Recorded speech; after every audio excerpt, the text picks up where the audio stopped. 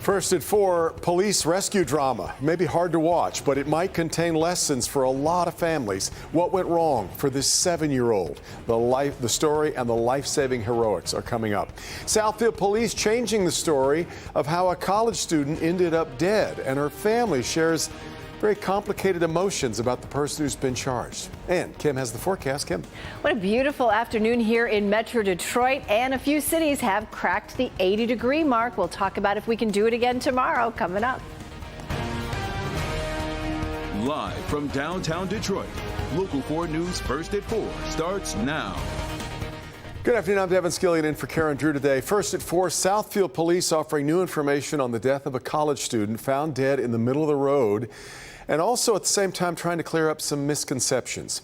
Mia Canoe was found injured on Providence Road the early morning hours of June 3rd. Police say a night out with friends turned deadly for the student at Tennessee State University.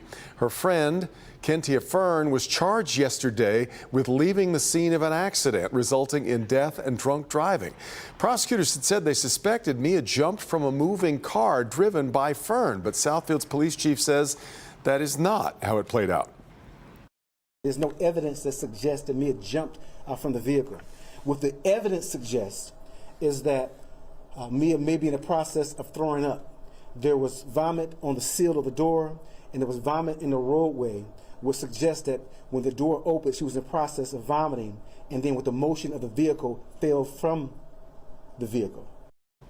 Police say evidence shows Fern went back to look for her friend but never reported what she knew about the accident. Family and friends are heartbroken over Mia's death, but also feel for her friend who is now facing charges. This is Mia's stepmother. Our child is not around to learn lessons from this. She is. She still has her life. And so we pray for her. We know that God will draw near to her and her family as they recover from this decision that she made that resulted or contributed to the death of our child.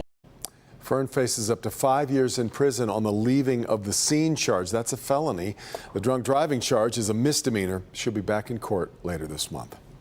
The UAW strike against Detroit's Big Three is speeding toward another critical deadline.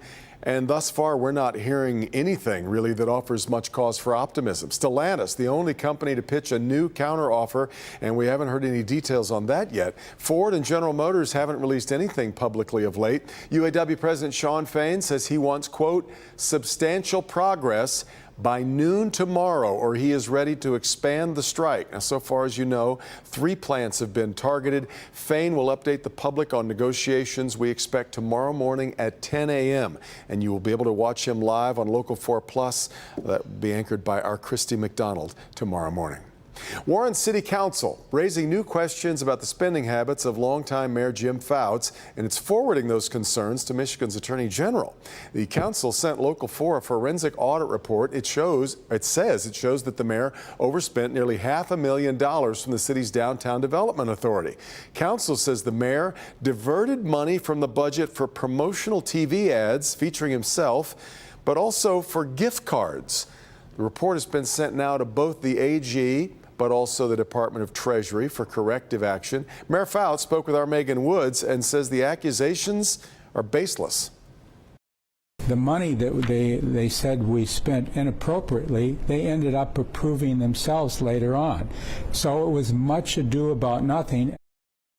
We'll have more on Megan's interview with the mayor, a closer look at the spending report, but this is just the latest chapter in tension between the mayor and the Warren City Council. More coming up tonight on Local 4 News at 5. All right, time now for a look at the forecast. Here's Kim on a gorgeous day, and we hit the 80-degree mark, didn't we?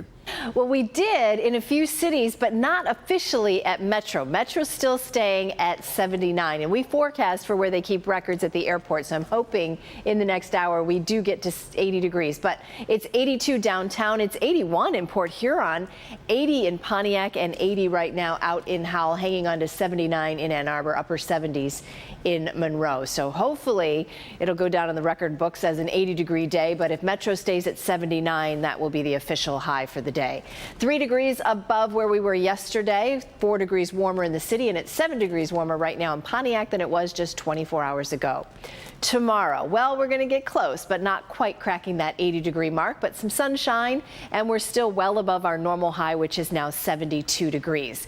We'll talk about the weekend forecast. Lots going on with homecoming games at Michigan and Michigan State. I'll have those forecasts coming up.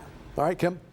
The war in Ukraine is center stage on Capitol Hill today as President Volodymyr Zelensky tries to convince Congress to continue its support of his country's defense against the Russian invasion. His visit comes as another ally says it won't send more weapons to Ukraine. We bring in Kimberly Gill following this today with the latest. KG?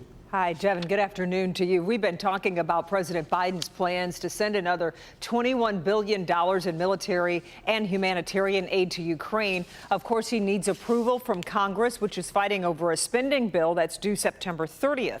Meanwhile, Poland's prime minister says that country will stop sending arms to Ukraine. That decision comes after a trade dispute over the price of grain that's imported from Ukraine. That situation is getting tense and fracturing Western support for Ukraine. President Zelensky spent the day on Capitol Hill talking privately with Democrats and Republicans. Many promised tough questions on the ongoing counteroffensive, trying to push back against Russia. Zelensky says he appreciates the support so far. And we spoke about everything, about support, about the situation on the battlefield, about our plans. I can't share with media all the details. And I'm totally committed to support Ukraine until we win this war and help them win that war that they're willing to sacrifice their life for. Well, I'm not in favor of additional Ukraine funding, particularly not without any real oversight. It just amazes me that we can't have an inspector general to actually track where the money is going. Well, back in Ukraine, this is the scene of another attack in the central part of the country. At least 7 people are injured after a missile turned a hotel into rubble there. Russia launched a wave of attacks on more than half a dozen locations while Zelensky was in the United States in Washington, D.C. So President Biden warned U.S. allies Russia's Vladimir Putin is hoping their resolve will weaken. But some people are also wondering if there's any strategy to end the war, especially if Putin refuses to back down. Right. So we'll have a lot more, including more on Zelensky's visit, his stop at the White House when you join us, of course, at 5. This rift with Poland is really going to bear watching. Immediate neighbor to the west that has been so supportive in taking in all of those Ukrainian refugees. So, yeah, interesting development. All right, KG. Sterling Heights, back here. Sterling Heights police sharing the story of a life and death rescue involving a 7-year-old. They are also showing the police body cam video of some very dramatic moments after a frantic mother called for help. Megan Woods tells us about the health crisis with an ending that left everyone very relieved and grateful. Megan. Devin, that is so right. As Sterling Heights police described this scene as chaotic. And so you're about to see that body camera footage and you can hear the chilling screams from that mother, you know, in just straight panic. Take a look. And so the call came in as a 7-year-old girl not breathing. Police later learned the girl had an asthma attack and went into cardiac arrest. She had collapsed on the lawn. Police were on scene first. And when police arrived, someone nearby was doing CPR, or someone who saw this emergency unfold, and police quickly stepped into action. Then EMS arrived to take her to the hospital, and while the battalion chief took the mother in his vehicle. Take a listen. You know, you have a mom that's you know, obviously hysterical, right? She doesn't know what to do. She just needs help now, right? So, I mean, that's anybody who has a child, you quickly realize, and you see the panic in mom's face. I mean, it's heart-wrenching, the fact to see that a mom's going through that and you have a child that's down. You're talking about this is right in the middle of rush hour traffic.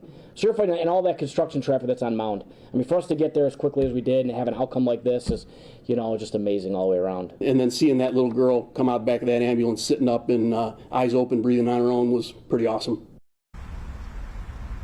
Sterling Heights Police and Fire say this is why they train together, to work together in a crisis like this. And coming up tonight at 6 o'clock, you hear a little bit more about who that officer is giving her CPR. And then we also hear from that mother.